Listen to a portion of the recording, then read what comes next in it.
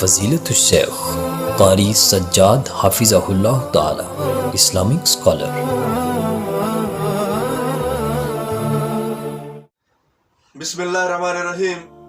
University کا پرچہ، بھائی اور بہن کی لو سٹوری، کیا یہ دوسرے مرحلے کی ابتدا ہے؟ کیا پہلا مرحلہ، پہلا سٹیپ مکمل ہو چکا؟ پہلا مرحلہ تھا کیا؟ وہ ہمارے اخلاقیات کی بربادی تھی، چار دیواری سے باہر کی حد تک۔ سکول لے لیں، کل یونیورسٹی لے لیں، بازار لے لیں، دفاتر پارک لے لیں، اس کی ابتدا کہاں سے کی گئی؟ مخلوط تعلیم کے نام سے کی گئی۔ پیسہ دیا گیا تعلیم کے نام پہ، نصاب ترتیب دیا گیا اپنی مرضی کا، نظام چلایا گیا اپنی مرضی کا۔ مقصد کیا تھا؟ بچی کے سر سے دوپٹے کو اتار دیا جائے، فیشن کے نام پہ تنگ لباس دیا جائے، لڑکوں کے ساتھ دوستیاں لگائی جائیں، گھر سے بھاگ کے شادیاں کی جائیں، بغیر نکاح کے تعلقات کو قائم کیا جائے۔ اسلام اپنے ماننے والوں کو یہ تعلیم دیتا تھا کہ تم نے اپنے بچوں کو جب وہ 10 سال کی عمر کو پہنچ جائیں ان کے بستر الگ کر دینے ہیں۔ اسلام اپنے بھائی کے ساتھ بھی لیٹنے کی اجازت نہ دے رہا ہو 10 سال کی عمر میں، اور یہ بھری جوانی کے اندر غیروں کے ساتھ جا کے لیٹے ایک بستر کے اندر۔ یہ مقصد تھا پہلے مرحلے کا، جو تقریباً ان کے نزدیک مکمل ہو چکا۔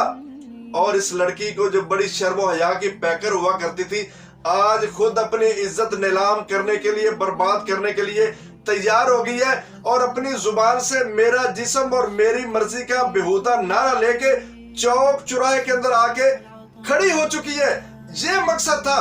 مغرب نے جب دیکھا کہ ہم مسلمانوں کو زیر نہیں کر سکتے، ایک چیز ہے جو ان کو زیر کر سکتی ہے کہ ان کو بے حیائی کے اندر پھنسا دیا جائے، ملوث کر دیا جائے، بے حیائی اتنی پھیلا دی جائے کہ ان کو کسی اور چیز کی فکر ہی نہ ہو، اور وہ کام انہوں نے کر دکھایا ہے۔ ہم نے بھی ترقی کے نام پہ، ترقی کا شوق لے کے مغرب کی اندھی تقلید کے اندر اپنے آپ کو دھکیلتے چلے گئے، اور اپنی بربادی کا سامان خود اپنے ہاتھوں سے تیار کرتے چلے گئے۔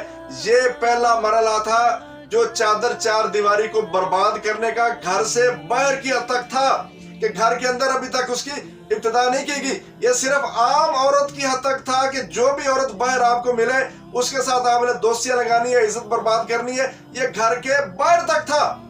دوسرا مرحلہ انہوں نے کہاں سے شروع کیا؟ دوسرے مرحلے کی ابتدا ابھی گھر کے اندر جا رہی ہے۔ وہ گھر کے چادر چار دیواری کی بربادی وہ گھر کے اندر سے بھی کرنا چاہتے ہیں، گھر کے اندر سے بھی حیا کا خاتمہ چاہتے ہیں۔ جو باپ اور بیٹی کا پاکیزہ رشتہ ہے اس کو بھی ختم کرنا چاہتے ہیں۔ جو بیٹے اور ماں کا ایک بڑا ہی محبت بھرا رشتہ ہے اس کو بھی برباد کرنا چاہتے ہیں۔ جو بھائی اور بہن کا ایک بڑا ہی پاکیزہ رشتہ ہے اس کو بھی داغدار کرنا چاہتے ہیں۔ یہ قصے اور کہانیاں نہیں، یہ کل کی بات ہے۔ یونیورسٹی کے اندر پرچہ دیا جاتا ہے، آپ فرانس جا رہے ہیں، آپ کو ایک جزیرے کے اوپر ٹھہرنا پڑے گا، ایک کیبن آپ کو ملا ہے، آپ نے رات کو بڑی محبت بھری باتیں کرنی ہے اور حد سے گزر جانا ہے۔ مانے حمل گولیاں استعمال کرنا، وہ غیر شرعی کام کرنا، ابھی تو نام لینے کو بھی دل نہیں کرتا۔ یہ سارا کام آپ نے کرنا ہے۔ یہ دیا کہاں جا رہا ہے؟ پاکستان کے اندر دیا جا رہا ہے، مسلمان بچوں کو دیا جا رہا ہے، اور پرچے کے اندر سوال دیا جا رہا ہے کہ آپ نے اپنے تجربے کی روشنی میں ریمارکس دینے ہیں کہ یہ کس طرح ہوگا۔ ابھی تجربہ، بھائی یہ کیا باتیں ہو رہی ہیں؟ کس سے تجربہ ہوگا؟ اپنی بہن سے تجربہ وہ شیئر کرے گا، بہن اپنے بھائی سے تجربہ شیئر کرے گی۔ یہ کر کیا رہے ہیں؟ جب انہوں نے دیکھا نا کہ ہم نے پہلا مرحلہ مکمل کر لیا ہے، ہم نے جو ان کے اخلاق کو بگاڑنا تھا، ہم نے عورت کو بازار کے اندر لانا تھا، اشتہار کے اوپر ہم نے لے کے آنا تھا، یہ بڑے بڑے سائن بورڈ کے اوپر ہم نے عورت کو لا کے ننگا کھڑا کر دینا تھا، وہ ہم نے کر دیا ہے۔ وہ ہمارے نزدیک پہلا مرحلہ مکمل ہو چکا، اور مسلمانوں نے بخوشی اس کو قبول بھی کر لیا ہے۔ چاند یہ مولوی تھوڑا سا شور ڈالتے تھے، ابھی وہ بھی چپ ہو گئے ہیں۔ دوسرے مرحلے کی پھر ابتدا ایسے کی گئی، پرچے کے اندر سوال ڈالا گیا، اپنے تجربے کی روشنی کے اندر بتائیں کہ یہ مرحلہ کیسا رہا، اور آپ کا جو تجربہ ہے وہ اس بارے میں کیا کہتا ہے۔ آپ کو اس کے 15 نمبر دیے جائیں گے۔ اچھا، بچی کیا جواب دے گی؟ بچہ کیا جواب دے گا؟ وہ بیٹا اپنی بہن کے متعلق لکھے گا، میں اپنی بہن کے ساتھ یہ کرتا رہوں؟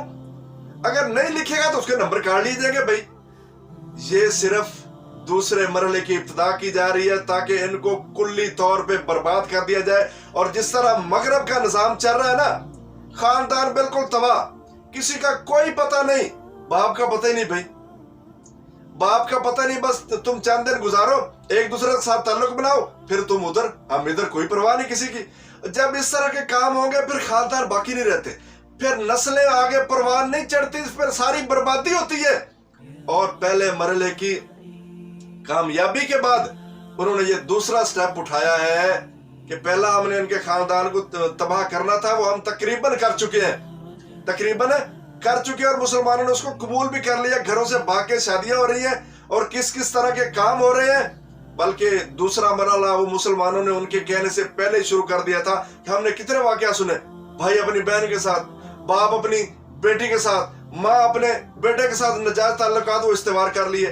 तो दूसरा मरहला उनके शुरू करने से पहले हमने खुद ही शुरू कर दिया है। ये हमारे बिल्कुल कुल्ली तौर पे बर्बादी का मरहला होगा अगर हमने इसके ऊपर स्टैंड ना लिया, हमने शोर ना किया, एहतजाज ना किया, इनके खिलाफ एक्शन ना लिया, तो याद रखना हमारे खानदान नहीं रहेंगे।